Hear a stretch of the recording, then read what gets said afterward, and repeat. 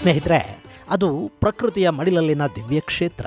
ಅಲ್ಲಿ ಸ್ವಯಂ ಆದಿಶೇಷಾನೇ ಹೆಡೆಬಿಚ್ಚಿ ನಿಂತಿರುವಂತೆ ಕಾಣುವ ಪರ್ವತ ಇದೆ. ಪೌರಾಣಿಕ ಹಾಗೂ ಐತಿಹಾಸಿಕ ಹಿನ್ನೆಲೆಯನ್ನು ಹೊಂದಿರುವ ಆ ಕ್ಷೇತ್ರಕ್ಕೆ ಪ್ರತಿ ವರ್ಷ ಕೋಟ್ಯಂತರ ಭಕ್ತರು ಭೇಟಿ ಕೊಡ್ತಾರೆ.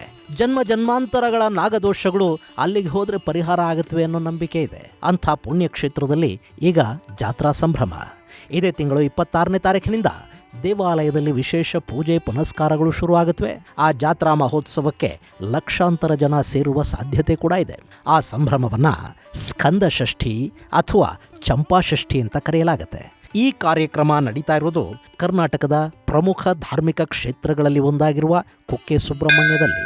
ಈ ತಿಂಗಳ 26ರಿಂದ ಡಿಸೆಂಬರ್ 2ವರೆಗೂ ಕೂಡ ಕುಕ್ಕೆ ಸುಬ್ರಹ್ಮಣ್ಯ ಕ್ಷೇತ್ರದಲ್ಲಿ ಚಂಪಾಷಷ್ಠಿಯ ಉತ್ಸವದ ಅಂಗವಾಗಿ 26ರಂದು ರಥೋತ್ಸವ ಇದೆ. ಡಿಸೆಂಬರ್ 2ವರೆಗೂ ಕೂಡ ಇನ್ನೂ ಅನೇಕ ಧಾರ್ಮಿಕ ಚಟುವಟಿಕೆಗಳು ಇರುತ್ತೆ. ವಿಶೇಷವಾಗಿ ಈ ಕ್ಷೇತ್ರಕ್ಕೆ ಈ ಸರ್ಪದೋಷ ಇರ್ತಕ್ಕಂಥವರು ಅಲ್ಲಿ ಹೋಗಿ ಪೂಜೆ ಮಾಡಿಸ್ತಾರೆ. ನಾನು ಕೂಡ ನಮ್ಮ ಮಗಳಿಗೆ ಸರ್ಪದೋಷ ಇತ್ತು ಅಂಥೇಳಿ ಭಾಳ ಹಿಂದೆ ಹೋಗಿ ಅಲ್ಲಿ ಪೂಜೆ ಮಾಡ್ತಿದ್ದೆ. ದೊಡ್ಡ ದೊಡ್ಡ ಚಲನಚಿತ್ರ ಕಲಾವಿದರು, ಕ್ರಿಕೆಟ್ ಪ್ಲೇಯರ್ಸು, ರಾಜಕಾರಣಿಗಳು ಭಾಳ ಜನ ಬರ್ತಾರೆ.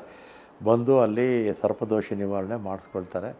ಭಕ್ತಾದಿಗಳೆಲ್ಲ ಬನ್ನಿ, ಭಾಗವಹಿಸಿ ದೇವರ ಆಶೀರ್ವಾದ ಪಡೆಯಬೇಕು ಅಂತ ಮನವಿ ಮಾಡ್ತೇನೆ. ಕುಕ್ಕೆ ಸುಬ್ರಹ್ಮಣ್ಯ ಅಂದ ಕೂಡಲೇ ಸರ್ಪದೋಷ ನಿವಾರಣೆ, ಸರ್ಪ ಸಂಸ್ಕಾರ ಪೂಜೆ, ಆಶ್ಲೇಷ ಬಲಿ ಪೂಜೆಯಂಥ ಆಚರಣೆಗಳು ನೆನಪಾಗುತ್ತವೆ. ಇಲ್ಲಿನ ಕುಮಾರಧಾರಾ ನದಿಯಲ್ಲಿ ಮಿಂದು ಸುಬ್ರಹ್ಮಣ್ಯನ ದರ್ಶನ ಪಡೆದ್ರೆ ಎಲ್ಲ ಸಮಸ್ಯೆಗಳು ಪರಿಹಾರ ಆಗುತ್ತವೆ ಅನ್ನೋ ನಂಬಿಕೆ ಇದೆ.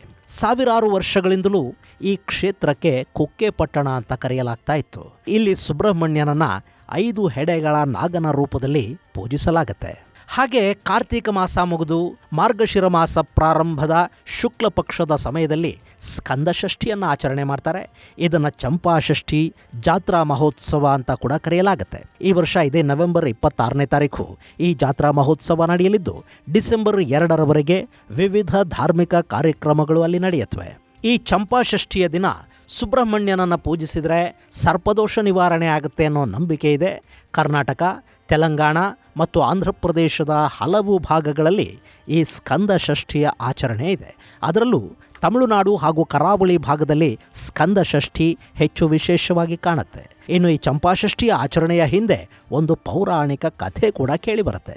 ದೇವತೆಗಳ ಸೇನಾಧಿಪತಿ, ವಿಜಯದ ದೇವತೆ ಅಂತ ಕರೆಸಿಕೊಳ್ಳುವವನು ಸುಬ್ರಹ್ಮಣ್ಯ. ಈ ಸುಬ್ರಹ್ಮಣ್ಯನನ್ನು ಕುಮಾರಸ್ವಾಮಿ, ಸ್ಕಂದ, ಕಾರ್ತಿಕೇಯ, ಮುರುಘ, ಷಣ್ಮುಖ ಹೀಗೆ ನಾನಾ ಹೆಸರುಗಳಿಂದ ಪೂಜಿಸಲಾಗತ್ತೆ. ಈ ಕಾರ್ತಿಕೇಯ ಜಗದೊಡೆಯನಾದ ಮಹಾಶಿವನಿಗೆ ಓಂಕಾರವನ್ನು ಬೋಧಿಸಿದ ಮಹಾಜ್ಞಾನಿ ಅನ್ನೋ ಪ್ರತೀತಿ ಕೂಡ ಇದೆ. ಶಿವಸುತ ಷಣ್ಮುಖ ಸಾಕಷ್ಟು ರಾಕ್ಷಸರನ್ನು ಸಂಹಾರ ಮಾಡಿ ದೇವತೆಗಳನ್ನು ಕಾಪಾಡ್ತಾನೆ. ಅದರಲ್ಲಿ ತಾರಕಾಸುರ ಹಾಗೂ ಅಸುರ ಸುರಪದ್ಮನನ್ನು ಸಂಹಾರ ಮಾಡಿ ವಿಜಯವನ್ನು ಪಡೆದ ದಿನವನ್ನು ಸ್ಕಂದಷಷ್ಠಿಯ ಹೆಸರಲ್ಲಿ ಆಚರಣೆ ಮಾಡಲಾಗತ್ತೆ. ಅಷ್ಟೇ ಅಲ್ಲದೆ ಆ ರಕ್ಕಸರ ಸಂಹಾರ ನಡೆದದ್ದು ಇದೇ ಕುಕ್ಕೆ ಸುಬ್ರಹ್ಮಣ್ಯದಲ್ಲಿ ಅನ್ನೋ ನಂಬಿಕೆ ಕೂಡ ಇದೆ. ಅವತ್ತು ತನ್ನ ಸಹೋದರ ಗಣಪತಿಯ ಜೊತೆ ಸೇರಿ ರಾಕ್ಷಸ ಸಂಹಾರ ಮಾಡಿದ ಸುಬ್ರಹ್ಮಣ್ಯ ಇದೇ ಕುಕ್ಕೆಯಲ್ಲಿ ಇಂದ್ರನ ಮಗಳು ದೇವಸೇನೆಯನ್ನ ವಿವಾಹವಾಗಿದ್ದ ಅಂತ ಹೇಳ್ತಾರೆ.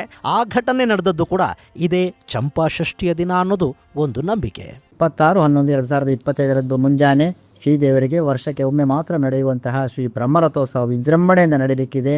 ಈ ಸಂದರ್ಭದಲ್ಲಿ ಲಕ್ಷಾಂತರ ಭಕ್ತರು ಪಾಲ್ಗೊಳ್ಳುವರಿದ್ದಾರೆ. ಪ್ರತಿ ವರ್ಷ ಕೂಡ ಪಾಲ್ಗೊಳ್ತಾರೆ. ಅದೇ ರೀತಿ ಅದರ ಜೊತೆಗೆ ಶ್ರೀ ಕ್ಷೇತ್ರದ ಎಲ್ಲ ಪರಿವಾರ ದೇವರುಗಳಿಗೆ, ದೈವಗಳಿಗೆ ಎಲ್ಲ ಕಾರ್ಯಕ್ರಮಗಳು, ಉತ್ಸವಗಳು, ನಿರಂತರ ಅನ್ನದಾನದ ವ್ಯವಸ್ಥೆ ಕೂಡ ನಡೀತಾ ಇರ್ತದೆ.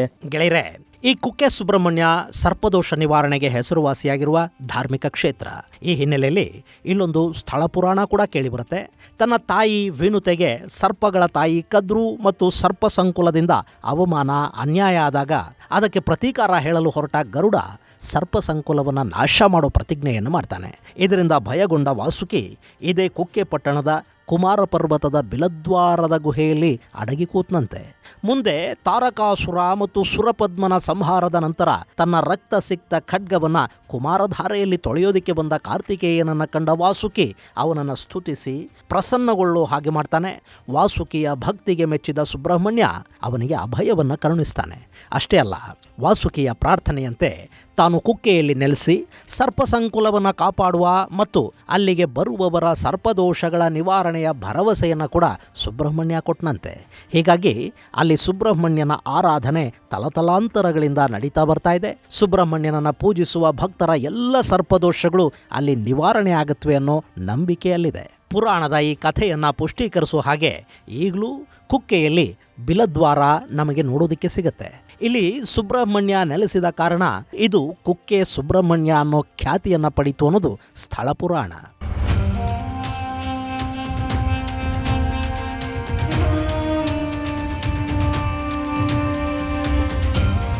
ಇನ್ನು ಈ ಕ್ಷೇತ್ರದಲ್ಲಿ ವಿಶೇಷವಾಗಿ ಮಾರ್ಗಶಿರ ಮಾಸದ ಶುಕ್ಲ ಪಕ್ಷದ ಷಷ್ಠಿಯನ್ನು ಚಂಪಾಷಷ್ಠಿ, ಸ್ಕಂದ ಷಷ್ಠಿ, ಸುಬ್ರಹ್ಮಣ್ಯ ಷಷ್ಠಿ ಅಂತ ಕರೀತಾರೆ. ಇಲ್ಲಿ ಸ್ಕಂದ ಷಷ್ಠಿ ಎಂದು ಮಹಾರಥೋತ್ಸವ ನಡೆಯುತ್ತೆ. ಇನ್ನು ಚಂಪಾ ಅಂದರೆ ಸಂಪಿಗೆ ಅಂತ ಅರ್ಥ.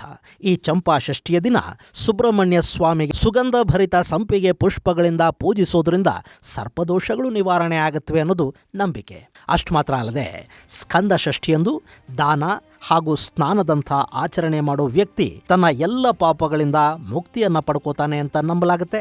ಇನ್ನು ಚಂಪಾಷಷ್ಠಿಯ ದಿನ ಸುಬ್ರಹ್ಮಣ್ಯನನ್ನು ಪೂಜಿಸಿದರೆ ಸಂತಾನ ಭಾಗ್ಯವನ್ನು ಕರುಣಿಸ್ತಾನೆ, ಚರ್ಮ ರೋಗದಿಂದ ಮುಕ್ತಿ ಸಿಗುತ್ತೆ ಅನ್ನೋದು ಕೂಡ ಇಲ್ಲಿನ ಒಂದು ಅತಿ ದೊಡ್ಡ ನಂಬಿಕೆ. ಗೆಳೆಯರೆ, ಕುಕ್ಕೆ ಸುಬ್ರಹ್ಮಣ್ಯ ದಕ್ಷಿಣ ಕನ್ನಡ ಜಿಲ್ಲೆಯ ಪ್ರಮುಖ ಧಾರ್ಮಿಕ ಕೇಂದ್ರ. ಕುಮಾರ ಪರ್ವತದ ತಪ್ಪಲಲ್ಲಿ ಕುಮಾರಧಾರಾ ನದಿಯ ತಟದಲ್ಲಿರುವ ಈ ದೇವಾಲಯ ಜಗದ್ವಿಖ್ಯಾತಿಯನ್ನು ಪಡ್ಕೊಂಡಿದೆ. ಅಂತಾರಾಷ್ಟ್ರೀಯ ಮಟ್ಟದ ಕ್ರೀಡಾಪಟುಗಳು, ಸ್ಯಾಂಡಲ್ವುಡ್, ಟಾಲಿವುಡ್, ಕಾಲಿವುಡ್, ಬಾಲಿವುಡ್ನ ತಾರೆಯರು, ರಾಜಕಾರಣಿಗಳು ಹೀಗೆ ನಾನಾ ಕ್ಷೇತ್ರಗಳ ಗಣ್ಯಮಾನ್ಯರು ಈ ದೇವಾಲಯಕ್ಕೆ ನಿರಂತರ ಭೇಟಿಯನ್ನು ಕೊಡ್ತಾರೆ. ಇಂಥ ಕ್ಷೇತ್ರದಲ್ಲಿ ಈಗ ರಥೋತ್ಸವ ನಡೀತಾ ಇದೆ. ಅಲ್ಲಿಗೆ ನೀವೂ ಹೋಗಿ ಆ ದೇವಸೇನಾಪತಿಯ ದರ್ಶನವನ್ನು ಪಡ್ಕೊಳ್ಳಿ. ಇನ್ನು ಸುಬ್ರಹ್ಮಣ್ಯ ಶುಚಿತ್ವದ ದೈವ ಕೂಡ. ಅಲ್ಲಿ ನೀವು ಎಷ್ಟು ಶುಚಿತ್ವವನ್ನು ಕಾಪಾಡ್ತಿರೋ ಅಷ್ಟು ಪುಣ್ಯದ ಫಲ ನಿಮಗೆ ಲಭ್ಯ ಆಗುತ್ತೆ. ಹೀಗಾಗಿ ಆ ಕ್ಷೇತ್ರದ ಪಾವಿತ್ರ್ಯತೆಗೆ ಧಕ್ಕೆ ತರಬೇಡಿ. ಕುಮಾರಧಾರಾ ನದಿಯನ್ನು ಕಲುಷಿತಗೊಳಿಸಬೇಡಿ. ಪ್ಲಾಸ್ಟಿಕ್ ಬಳಸೋದಕ್ಕೆ ಹೋಗಲೇಬೇಡಿ. ನಿಮ್ಮ ಬಟ್ಟೆಗಳನ್ನು ನದಿಯಲ್ಲಿ ಬಿಡಬೇಡಿ. ಇಷ್ಟು ಮಾಡಿ ಸುಬ್ರಹ್ಮಣ್ಯನ ದರ್ಶನವನ್ನು ಪಡೆದು ಧನ್ಯರಾಗಿ ನಿಮ್ಮ ಸಕಲ ಇಷ್ಟಾರ್ಥಗಳನ್ನು ಆ ದೇವಸೇನಾಪತಿ ಈಡೇರಿಸೋ ಹಾಗಾಗಲಿ.